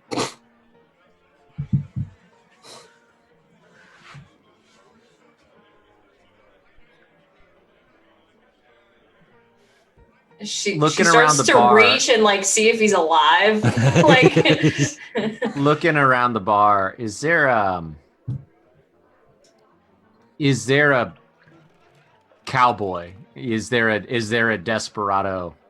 There's Jett. I mean, you got guy. a cowboy sitting at your table. I mean, but you're looking for like but a other rough, than Yeah. Jett, like a roughneck, like a a real cow hand. Yeah, there's a table of 3 or 4 of them in the corner that look like they're on their way to getting hammered.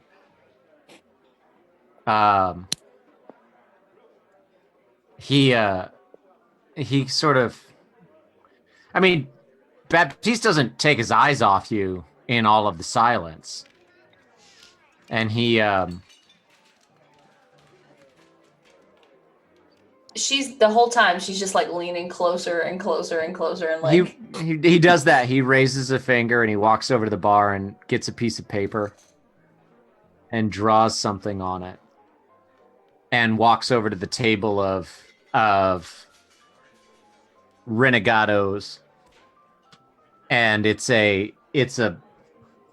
drawing. It looks like a chamber, like a gun chamber, like the six Okay, yeah. the 6 Cylinder. bullets. Yeah. And he walks over and he asks the table of folks, says, "Gentlemen, I'll gladly buy a round for interrupting you, but have any of you engaged in... Does anybody happen to have this tattoo as a part of your vacation? Vocation? The six gun tattoo. Or brand. Let me ask you real simply. Do you want one of them too? It'd be helpful. Yeah, absolutely. Yeah.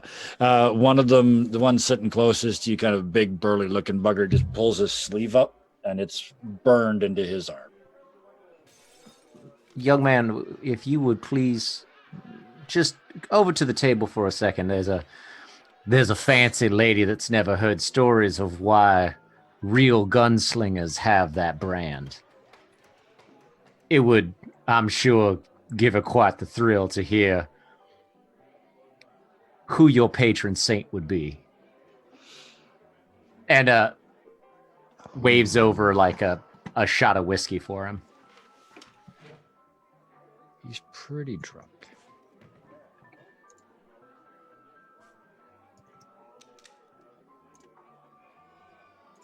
And every once in a while this all is happening, she's eyes trained on Baptiste, and then every once in a while she looks to see what Jett and Ellie are thinking about this. His eyes look up at you and his fingers kind of go numb and the sleeve drops. And for just a second, there's just a sheen of sweat on his forehead, and then it's gone. It's like he almost remembered. And he says, Young lady, you say? And he stands up and kind of adjusts his pants, his belly over his pants. Starts doing the walk over to the table. Yeah. So Baptiste leads that cowboy over to the table and says, my good friend here, I'm sorry, what is your name again? Terrence. My good friend Terrence here wanted to regale all of you about exactly what this is on his arm and why he got it and who it is he prays to every time he invokes its name. And he pulls up his sleeve, and you see, for all the world, I mean, there's only one way this got here. Somebody fired a pistol so many times that cylinder got hot. And then it was used as a branding iron.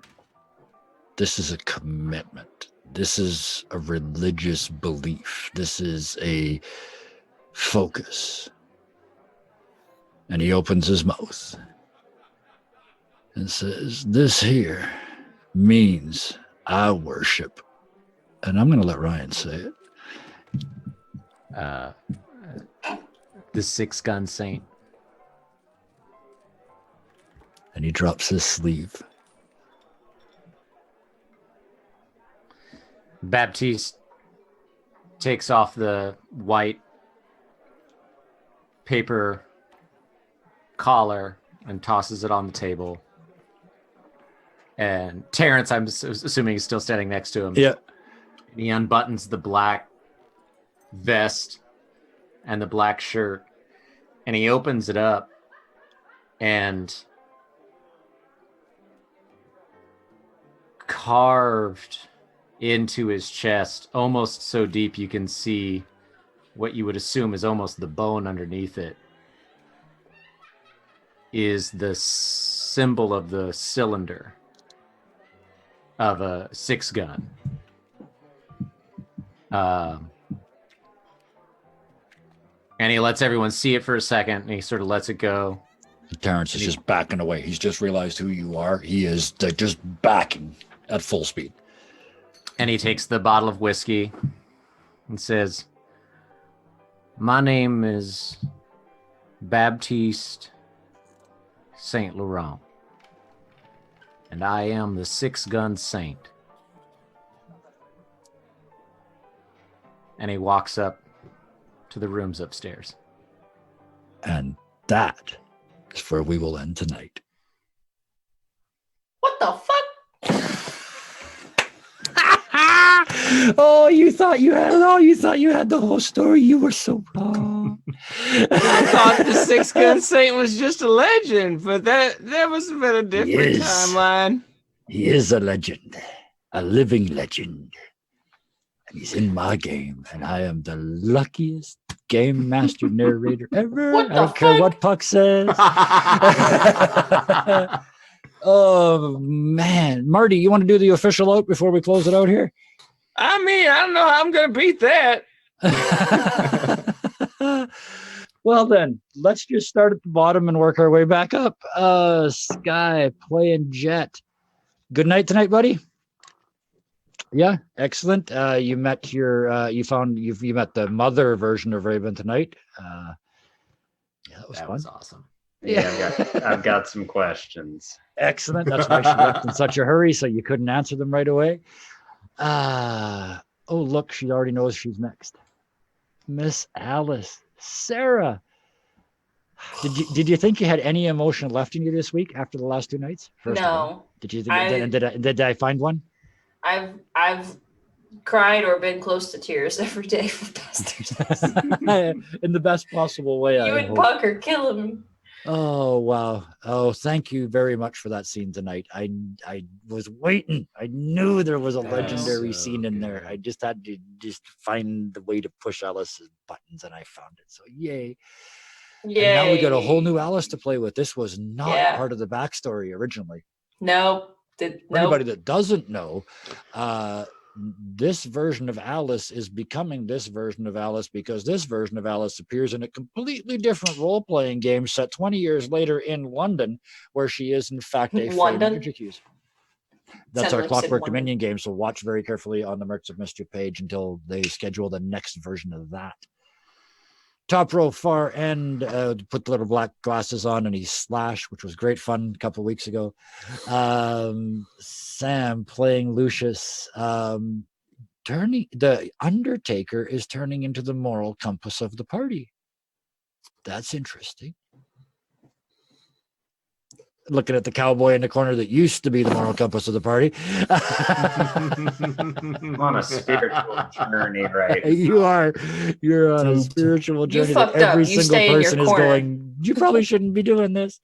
Sometimes it takes a sinner. Yeah, absolutely. Even sinners are saints. We already got one of those sitting at the table. Did Miss Alice just have the audacity to tell me that I fucked up? No, Sarah did. Oh, Alice didn't say Hey. shit. And Hannah playing Ellie. Just a rough estimate. You know Ellie better than the rest of us do. How long's it going to be before she can go talk to her uncle? Ooh, she doesn't know. Yeah, She's I didn't think so. She wants to do it, but it's been a day. She's Yep. like, Yeah, but it was so many hasn't been emotions 24 right now. hours, right? So yeah, she wants to. She's gonna do it eventually, but she's not sure she can look at him right now. It'll be 10 sessions, so that's what, 20 minutes? Yeah, about 20 minutes of real time. By the It'll be next day, tomorrow by morning. tomorrow, she'll have talked. We'll get to this party by New Year's next year. Speaking of which, first of all, finally, Ryan, thank you again. Wonderful, more backstory, dumping that out. The Six Gun Saint is amongst us. I love it. Thank you again. And I just want to say before you. Hey, it's all fun. right, then. Just kidding. I mean, I was just trying to be nice, but okay. Anyway, what I want to mention, we got one more of these before we go on our Christmas hiatus. So next week, the 17th is going to be the last episode of Deadlands before Christmas, and then we'll be coming back sort of the end of the first week of January. So we'll be taking, basically skipping 2 weeks because, let's be honest, nobody's going to watch us on Christmas Eve or New Year's Eve. There are other things you can do. Some of you even like your family and want to be with them. So either way, we will be back. One more episode next week. We'll have the party, and then we will be back in the new year. But I want to take this opportunity again to thank all my storytellers that are with me tonight.